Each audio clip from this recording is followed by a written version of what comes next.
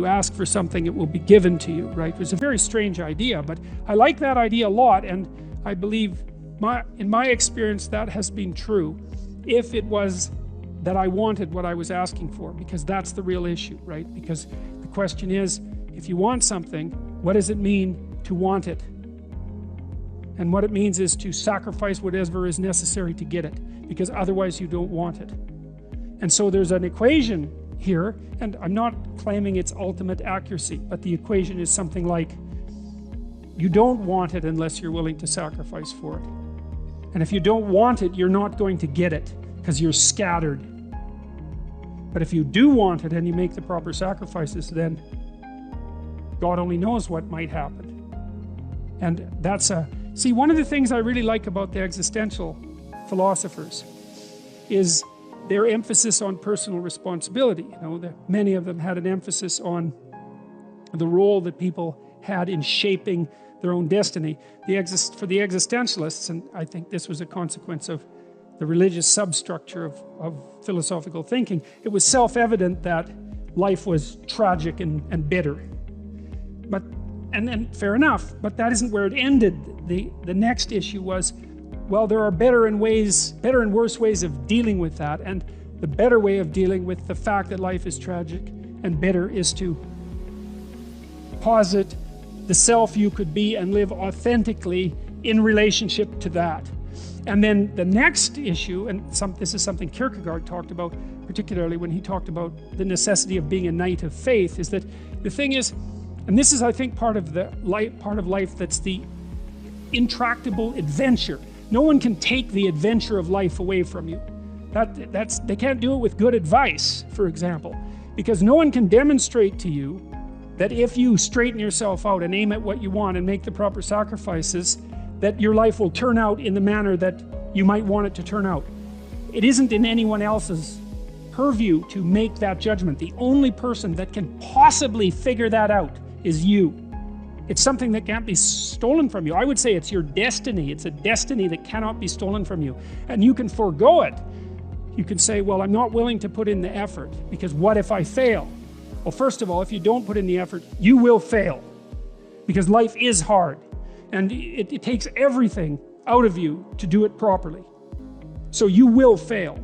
And if you make the proper sacrifices, you might fail. That's why I like the ambiguity in the story of Cain and Abel, because we're never really told why God rejects Cain's offerings. There's hints that Cain maybe isn't doing as good a job as he should, and he certainly gets bitter about it, but there's no smoking pistol. It doesn't say, well, Cain is a bad guy and he made terrible sacrifices, so God rejected him. You never know. Cain might have been working pretty damn hard and things still didn't work out for him. And I think that ambiguity is appropriate in the story, because that ambiguity is in life. You'd be a fool to say that everything always works out for everyone if they just do things right. I mean, I think that's a very careless thing to say, given how much tragedy and catastrophe there is in the world and how much of it seems to be undeserved. But that still has very little bearing, I think, on your own individual adventure and the necessity for opening the door to who you could be, and the necessity to do that seriously. And I do believe, and I think that's why this most impossible of verses, you know, knock and the door will open, why that's believable is that I have never met anyone who couldn't hypothesize a better them in some manner.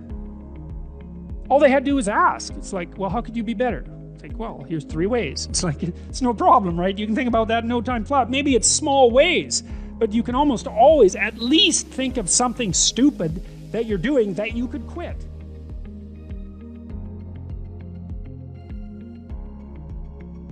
There's an idea that Jung developed about the trickster and the jester, the comedian, right? That the trickster is the precursor to the savior. That's one of the things I learned from Jung that was just, it's so unlikely. You'd never think that. It's so amazing that might be the case, but the satirical and the ironic and the troublemaker, the comedian, the fool is the precursor to the savior. Why? Because you're a fool when you start something new. And so if you're not willing to be a fool, then you'll never start anything new. And if you never start anything new, then you won't develop. And so The willingness to be a fool is the precursor to transformation. And that's the same as humility. And so if you're going to write your destiny, you can do a bad first job. You're going to get smarter as you move forward. That's the thing, is that, so something beckons to you. That's what happens here. Maybe the star that Geppetto wished on was the wrong damn star, but at least it was a star, right? At least it was in the sky. At least it moved him forward. And so you say in your life, well, something grips you and fills you with interest. And you think, well, should I do that? And the answer is, if not that, then something. What if it's a mistake? It's a mistake. Rest assured. What do you know? You're going to stumble around, right? And what's going to happen is this. You're going to not stay in stasis. You're not going to wander around in circles. And I see people like that. They said, well, I never knew what to do, and now I'm 40.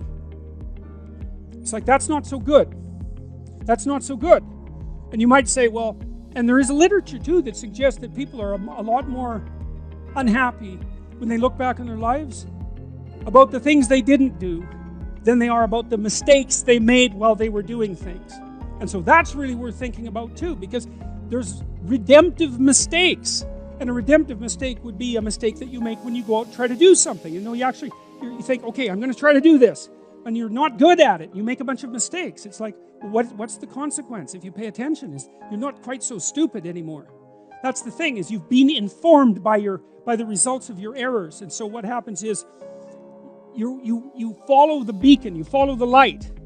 And you're blind, so you don't know where the light is. It's dimly apprehended only, and you're afraid to follow it. But you decide to take some stumbling steps towards it. And as you take stumbling steps towards it, you become illuminated and enlightened and informed because of the nature of your experience, because you're pushing yourself beyond where you are, and you're going into the country that you have not yet been in, and you learn something. And so what happens then is the star moves. You move 10 feet towards it, and you think, no, that's not right. I didn't get it right. It isn't there. It's actually there. And so then you see it somewhere else, and you shift yourself slightly, and you move forward. And that's what happens, is that you continue as you change. The thing that guides you forward moves, right? It's like God in the desert in Egypt. The pillar of light that you're following, it's moving. It's not a permanent thing. You move towards it, it moves away. It guides you forward. And so you say, well, is what I'm aiming at paradise itself? And the answer to that is no, because what do you know? You couldn't see paradise if it was right in front of you, but you might get a glimmer of it. And so you move towards it and you grow. And then the next time you open your eyes, you see a little bit more clearly. And that's what happens, is that just happens over and over, right? It keeps moving. And so you move like this. But the thing that's so cool is that all those zigs and zags, you say, and each of those zags and zigs is a catastrophe. I hit a wall, my God, and then I had to die a little bit, and I barely got back up. It's a phoenix transformation at each turn, and it's painful. But the thing is that even though you've traveled 20 miles, let's say, on that road, and you've only moved 3 miles forward, you've moved 3 miles forward instead of falling backwards, because that's the thing too, is that if you stand still, you fall backwards. You cannot stand still, because the world moves away from you if you stand still. And there's no stasis, there's only backwards. And so if you're not moving forwards, then you're moving backwards. And that's more of the underlying truth of the Matthew principle. To those who have everything, more will be given. From those who have nothing, everything will be taken. It's a warning. Do not stay in one place.